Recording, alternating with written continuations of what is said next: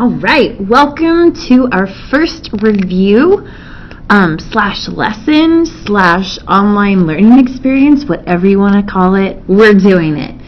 So for this video, I'm going to be explaining how to turn fractions into decimals.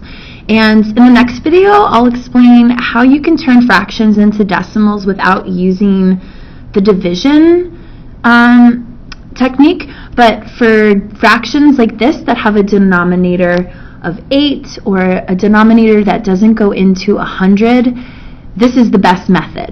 All right, so what we do is we're going to start by dividing the numerator by the denominator. So what that means is that the denominator becomes your divisor and the numerator becomes your dividend. Look at all those fancy math words I just used. So essentially you're dividing the top number by the bottom number. So 8 can't fit into 5. That's where the decimal comes in. But 8 can go into 50 6 times. And 8 times 6 is 48.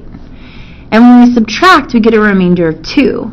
So what we do is we add a 0, we drop the 0 down. 8 can divide into 22 times, the closest being 16. And we subtract and we get 4. Another remainder, but no problem. I can add a 0 and drop it down. 8 goes into 45 times perfectly.